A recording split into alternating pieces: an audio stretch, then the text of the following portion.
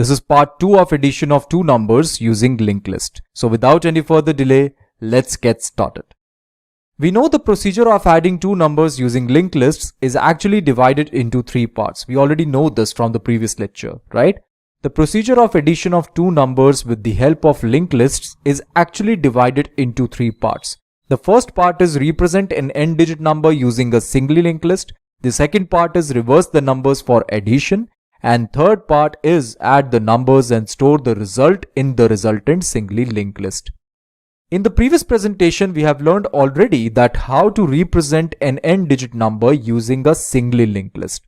Now in this presentation, we will learn how to reverse the numbers for addition. In other words, we will learn how to reverse a particular singly linked list for the purpose of addition.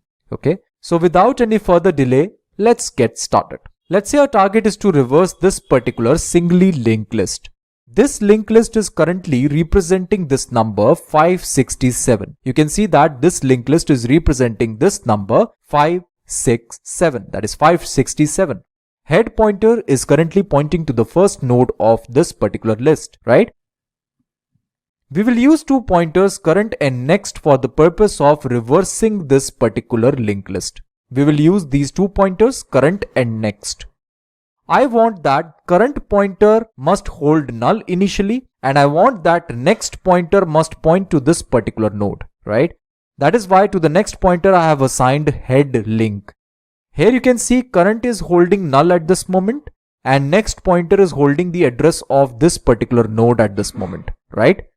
After this, the target is to make the first node the last node of the linked list. This is our target. We obviously have to make the first node of this linked list the last node of this linked list, right? For this purpose, we have to place null in the link part of the first node.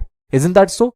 We have to replace this 6000 by null in order to make this the last node of the linked list. Now, is it okay to put null in the link part of the first node? Is it okay if we put null simply over here?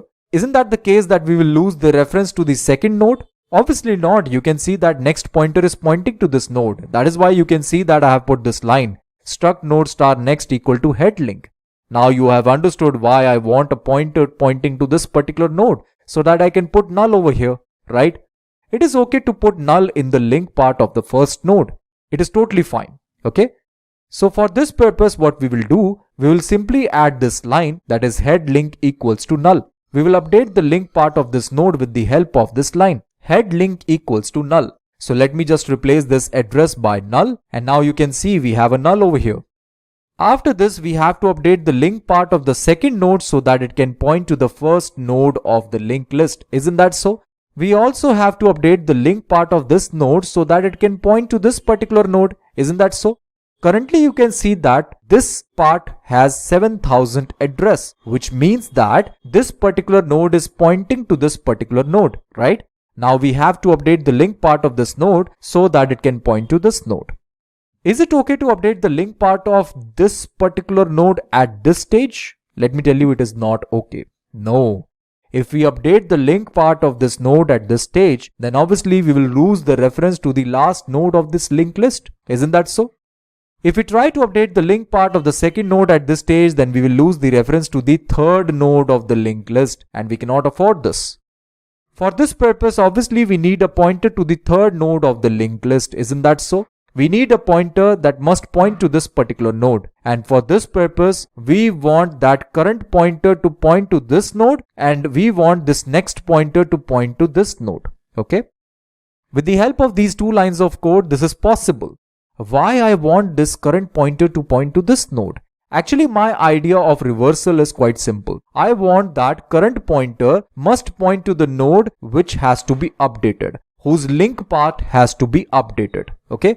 You can see that current pointer is currently pointing to this node. This means that I want to update the link part of this node at this stage. And before updating the link part of this node, it is important that there must be some pointer pointing to the next node of this list. Right? That is why I have put a next pointer over here, which is currently pointing to the last node of this list, right? And in this way, it is quite safe to update the link part of this node at this stage.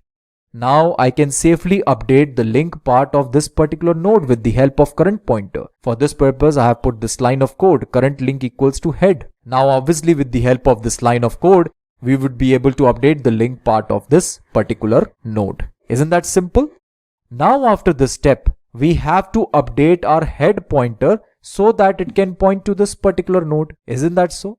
Obviously we can do this because we already have a reference to this particular node, so we can easily update our head pointer. You can clearly understand this, that this process will continue in the same way, right? That is why we will put this piece of code within a while loop. And here I will simply check this condition. Is next equal to null? If it is the case that next equal to null, then we will get outside of this loop. Currently you can see that next is not null, so we can get inside this while loop. And now I'll simply update my current pointer so that it can point to this particular node, right? So current becomes next, which means that current is also pointing to this particular node, because this time I want to update the link part of this particular node. That is why it is important that my current pointer must point to this node. After this, next pointer must be updated, and we know that next link is holding null. Therefore, next pointer will now hold null, right? And then after this, we will update the link part of this particular node with the help of current pointer. It is simple. We just have to update the link part of this node so that it can point to this particular node. And we know that head pointer is currently pointing to this node. Now you have understood, right, why I have to update the head pointer every time. Because this time I want that the link part of this node must point to this node, not this node. If we simply won't update the head pointer, then the link part of this node will simply hold the address of this particular node, which is not correct. That is why we have to update our head pointer every time, right? Here you can see my head pointer is currently pointing to this node. Therefore, current link equals to head will update the link part of this node by this particular address, that is 6000, right? And this is absolutely correct. Now after this, we have to update our head pointer so that it can point to this particular node, right? Now you can see that head pointer is pointing to this node. Our next pointer is holding null at this moment. And current pointer is also holding the address 7000, which means that it is also pointing to this particular node, right? After this, we'll again check this condition. Is next equal to null? You can see that next is equal to null. And you can also see that our linked list is also reversed, right? Isn't that simple? The linked list reversed successfully. Okay. I hope you get the idea of how to reverse the linked list. Now let me just show the complete code in code blocks. Here you can see this is the complete code. Okay. This code is same as the previous code, the code that we have seen in the previous lecture, right?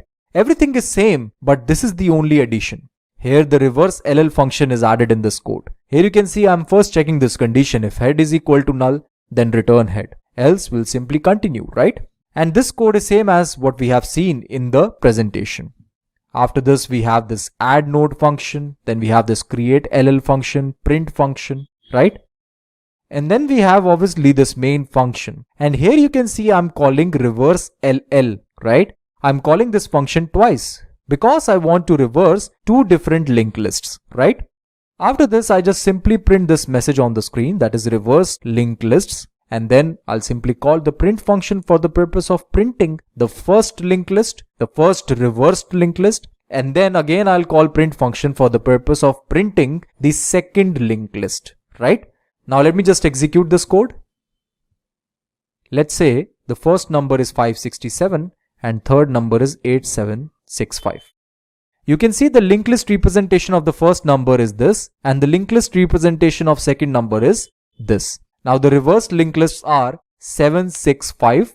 Obviously this is the reversed linked list of the first linked list, that is 567. This is 765 and here this is 5678. This is the reversed linked list representation of this particular linked list, right? That's it. Hence it is proved that our code is working fine. Okay friends, this is it for now. Thank you for watching this presentation.